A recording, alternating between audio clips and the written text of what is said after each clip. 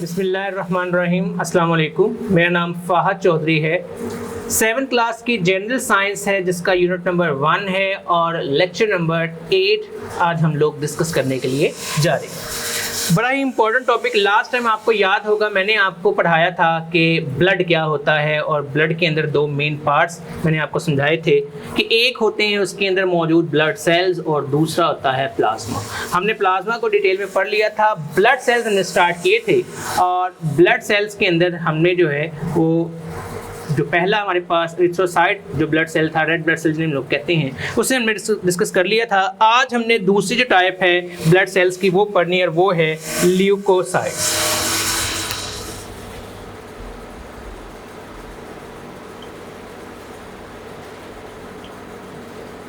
तो आइए देखते हैं जी ये ल्यूकोसाइट्स क्या होते हैं।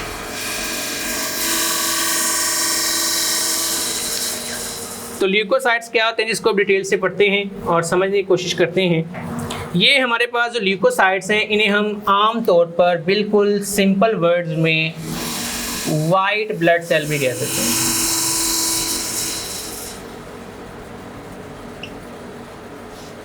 इन्हें हम लोग वाइट ब्लड सेल भी कह सकते हैं। जो रेड ब्लड सेल है उन्हें हम लोग आमतौर पर एरिथ्रोसाइट का वर्ड इस्तेमाल करते थे। एरिथ्रोसाइट्स यानी रेड ब्लड सेल, और जो हमारे पास अब हैं ये हमारे पास क्या है, ये हमारे पास वाइट ब्लड सेल्स हैं। और वाइट ब्लड सेल्स जो हैं इन्हें हम ल्यूकोसाइट भी कहते हैं। Leukocytes are less common than erythrocytes. तो जी पहला इनके लिए पॉइंट ये है जी, they are less common.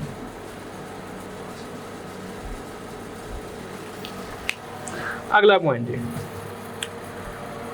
Abnormally high number of leukocyte is symptom of leukaemia. ये जी एक बीमारी होती है जिसे हम लोग कहते हैं leukaemia.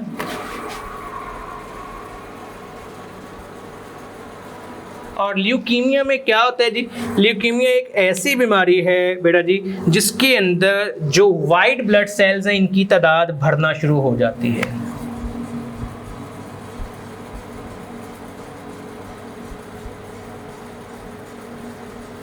in which the number of white blood cell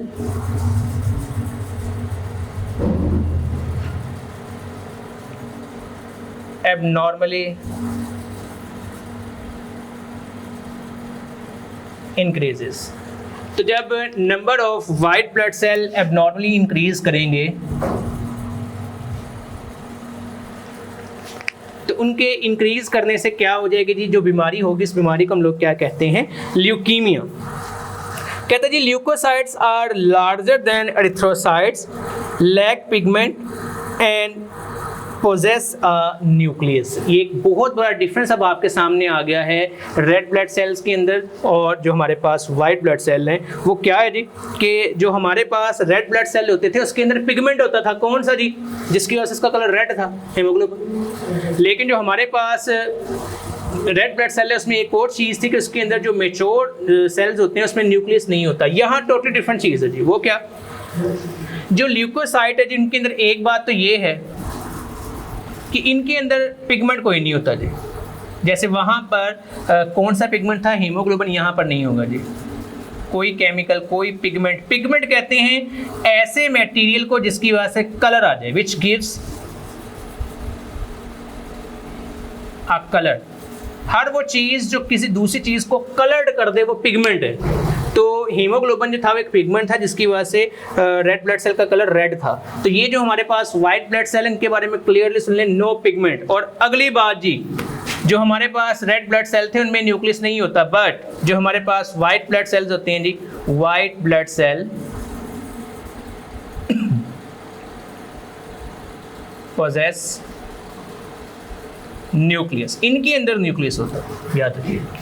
मैं रिपीट कर रहा हूँ जी, क्या पढ़ा हमने ल्यूकोसाइट में? हमने ल्यूकोसाइट में पढ़ा जी कि इनको वाइट ब्लड सेल कहते हैं, लेस कॉमन है, ठीक है जी, as compared to erythrocytes.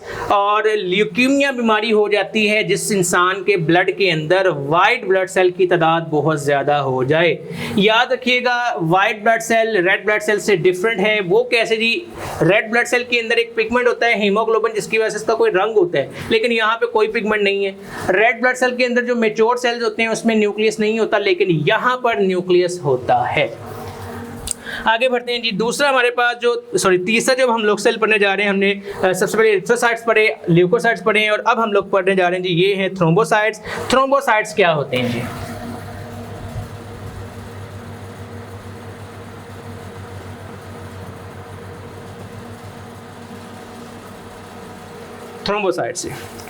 Thrombocytes को हम लोग प्लेटलेट्स भी कहते हैं।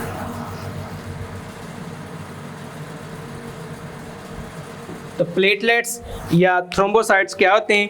These fragments of cytoplasm are formed by disintegration of large cells in bone marrow called megakaryocyte. These fragments of cytoplasm are formed by disintegration of large cells in the bone marrow. मैंने आपको समझाई थी ये बात जी, बल्कि ये next topic में जाकर बताऊंगा इंशाल्लाह। ये फर्ज करें किसी जानदार की हड्डी है जी, इस हड्डी के अंदर ये जो कभी आपने पाए खाए हों तो पाए आपने देखा होगा, दरमियान में एक मटेरियल होता है जिसे आप जोर लगा लगा के बाहर निकालने की कोशिश कर रहे हैं, ब्राउन कलर का ये मटेरियल होता है, इसे हम लोग कहते हैं बोन मैरो। ये जो बोन मैरो होता है, अब उसकी बात करें जी, यहाँ पे कुछ लार्ज सेल्स होते हैं। अब ये जो यहाँ पर लार्ज सेल्स मौजूद होंगे, जब ये टूटते हैं, डिसइंटीग्रेशन का मतलब होता है टूटना, जब इनकी डिसइंटीग्रेशन होती है, जब ये टूटते हैं तो इनके टूटने से क्या होता है, इनकी डिसइंटीग्रेशन से, इनके टूटने से क्या होते हैं जी, हमारे पास जो चीज़ बनती है उन्हें हम लोग कहते हैं थ्रोम्बोसाइट्स। और ये जो लार्ज सेल्स यहाँ पर मौजूद हैं, इन्हें हम लोग कहते हैं मेगाकैरियोसाइट्स। इन्हें हम लोग कहते हैं मेगाकैरियोसाइट्स।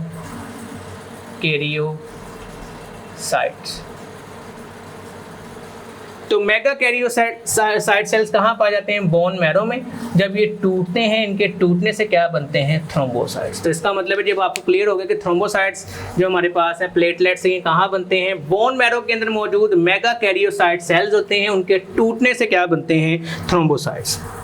Thrombocytes stick together when blood is exposed to air or when blood flows through a damaged blood vessel। सादा अल्फाज में आपको समझा रहा हूँ बेटा, आपके लग गई है चोट लगने पर आपके जिस्म से खून बाहर आना शुरू हो जाता है। तो खुदा ना खास्ता हल्की सी चोट लगी, इसका मतलब ये नहीं कि सारे खून बाहर आ जाएगा। तो क्या होता है, आप देखो अगर थोड़ा सा खून बाहर आया, वो वहाँ पे इकट्ठा हो जाता है, इकट्ठा होने के बाद जम जाता है, और जमने की वजह से अब मजीद खून बाहर नहीं आ पाता। तो जिस इंसान के अंदर ये प्लेटलेट सेल्स की कमी हो, उसके अंदर खुदा ना खास्ता कोई छोटा मोटा उसका एक्सीडेंट हो जाए, तो उसका खून बहुत जल्दी और बहुत ज़्यादा ज़ाया हो जाता है। ये बात याद रखिएगा। क्यों? क्योंकि उसके जिस्म के अंदर प्लेटलेट्स नहीं है। प्लेटलेट्स ने क्या काम करना होता है, आपको चोट लग गई, खून थोड़ा सा बाहर आया, वो खून जम जाएगा। वो क्यों जम गया है? क्योंकि इसके अंदर प्लेटलेट्स मौजूद है। अगर प्लेटलेट्स ना हुए और खून वहां पे नहीं जमता तो क्या होगा, एकदम से सारे का सारा खून बाहर निकलना शुरू हो जाएगा और खून का बहुत ज्यादा लॉस हो जाएगा। आगे कहते हैं जी, agglutinate thrombocytes disintegrate to release thromboplastin in the presence of a number of other blood-borne factors. Thromboplastin aids the formation of a blood clot which prevents entry of foreign organism and excessive blood loss. अब तवज्जो से इन technically words को सुनिएगा। वो आपको ये समझा रहा है कि खुदा ना खास्ता आपको चोट लग गई है, खून बाहर आना शुरू हो जाता है, तो कुछ देर के बाद देखते हैं कि खून जम जाता है। उन खून के जमने की वजह से क्या होता है, मजीद खून बाहर नहीं आता और खून ज़ाया नहीं होता। तो ये जो जमने की वजह होती है, खून के वहाँ पे जमने की रीज़न क्या है, वो जो खून जम जाता है उसे हम लोग कहते हैं ब्लड क्लॉट। जब चोट लगती है तो खून उस पॉइंट के ऊपर जहाँ चोट लगी होती है, कुछ देर के बाद वहाँ पे खून जम जाता है। तो ये जो जमने का अमल है इसे हम लोग कहते हैं ब्लड क्लॉटिंग। वो जो जमा हुआ ऐसा होता है, सब लोग क्या कहते हैं, ब्लड क्लॉट। तो ब्लड क्लॉट बनने की वजह क्या होती है, तो उसकी वो डिटेल बता रहा है जी। ये हमारे पास जी थ्रोम्बोसाइट्स होते हैं, हम लोग कहते हैं एग्लूमिनेट थ्रोम्बोसाइट्स।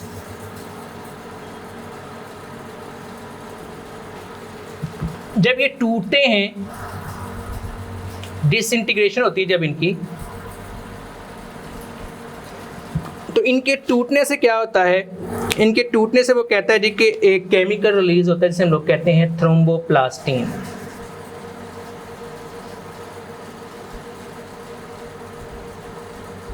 थ्रोम्बोप्लास्टिन एक केमिकल रिलीज होता है और ये थ्रोम्बोप्लास्टिन ही वो चीज़ है जो क्या करता है, जो ब्लड क्लॉट बनाता है। ब्लड क्लॉट का मतलब क्या है, खून का जमा हुआ हिस्सा। जब आपको चोट लगती है तो क्या होता है, एग्लूमिनेट थ्रोम्बोसाइट सेल्स टूटते हैं और उनके टूटने से थ्रोम्बोप्लास्टिन बनता है। थ्रोम्बोप्लास्टिन क्या बनाता है, ब्लड क्लॉट बनाता है, यानी खून को जमा देता है। और खून के जमने से क्या होता है, ब्लड लॉस जो होता है वो नहीं होता, आप ब्लड लॉस से बच जाते हैं, वरना खुदा ना खास्ता चोट लगे तो सारे का सारा खून ज़ाया हो सकता है जी। हमने क्या पढ़ा जी आज, आइए इसको अब रिपीट करते हैं, समराइज करते हैं। हमने बात की जी ब्लड सेल्स की, हमने एरिथ्रोसाइट्स पहले से पढ़ लिए हुए थे। आज हमने पढ़े हैं ल्यूकोसाइट्स। ल्यूकोसाइट्स क्या होते हैं, वाइट ब्लड सेल्स, बिल्कुल जी, less common as compared to red blood cells. Red blood cell के मुकाबले में ये इतने कॉमन नहीं है, इतना ज़्यादा इंपॉर्टेंस नहीं समझी जाती इनकी। ल्यूकेमिया एक बीमारी होती है जो उस वक्त हो जाती है जब आपके जिस्म के अंदर वाइट ब्लड सेल्स पैदा हो जाते हैं। एक सवाल है, रेड ब्लड सेल का तो काम था जी बड़े भाई क्या करना, उनका काम था जिस्म के अंदर गैसेस की ट्रांसपोर्ट करना। ल्यूकोसाइट का क्या काम, ल्यूकोसाइट का सबसे अहम काम है, आजकल एक बीमारी है, अल्लाह ताला सबकी हिफाजत करे जी, अपनी हिफाजत में रखे और हर किस्म की बीमारी से आपको बचा कर रखे जी। आजकल एक बीमारी बड़ी आम है, कौन सी, कोरोना डिजीज़, कोविड-19। कोविड-19 का इलाज कोई नहीं है, कोई मेडिसिन नहीं है जी जो उसको ठीक कर सके। ये जो लोग सेहतियाब हो रहे हैं, जो लोग रिकवर हो रहे हैं, वो कैसे हो रहे हैं बेटा, हमारे ब्लड के अंदर अल्लाह ताला ने एक आर्मी पैदा की है, वो कौन सी है, white blood cell. White blood cell एक प्रोटीन पैदा करते हैं, उस प्रोटीन का नाम है एंटीबॉडीज। वो जो एंटीबॉडीज हैं, एंटीबॉडीज क्या करते हैं, एंटीबॉडीज हमारे जिस्म के अंदर दाखिल होने वाले हर जरासीम पे अटैक करते हैं और उसको किल करते हैं। अब जिस बंदे में एंटीबॉडीज कम है या पैदा ही नहीं हो रही तो वो क्या कर सकता है, वो बीमारी के खिलाफ नहीं लड़ सकता। जिस बंदे में एंटीबॉडीज पैदा हो गई अल्लाह ताला उसको बचा लेगा जी, उसकी हिफाजत हो जाएगी, वो अपने जिस्म को जो है हर किस्म के जरासीम से बचा लेगा। तो याद रखें वाइट ब्लड सेल का बड़ा अहम काम है। फिर हमने बात की थ्रोम्बोसाइट्स की। थ्रोम्बोसाइट्स प्लेटलेट्स हैं। प्लेटलेट्स जो सेल है ये कहाँ बनते हैं, ये बोन मैरो के अंदर मेगा कैरियोसाइट सेल्स होते हैं, उनके टूटने से क्या बनते हैं, थ्रोम्बोसाइट्स बनते हैं। थ्रोम्बोसाइट का बड़ा अहम काम, क्या काम जी, आपको चोट लग जाए, एक्सीडेंट हो जाए, उस सूरत हाल में जो आपके जिस्म से खून निकलना शुरू हो जाता है, उस खून को जमाने का काम किसका है जी, बिल्कुल जी, थ्रोम्बोसाइट्स क्या करते हैं, थ्रोम्बोसाइट सेल टूट कर थ्रोम्बोप्लास्टिन बनाते हैं और थ्रोम्बोप्लास्टिन क्या करती है, खून को जमा देती है ताकि खून तेजी से बाहर निकलकर खून का जो लॉस है, जो ब्लड लॉस है वो ना हो। उम्मीद है आपको ये टॉपिक बड़ी अच्छी तरह से समझ में आया होगा। इसको गौर से सुनिए, पढ़िए और याद कीजिए और अपना ख्याल रखिएगा। अल्लाह।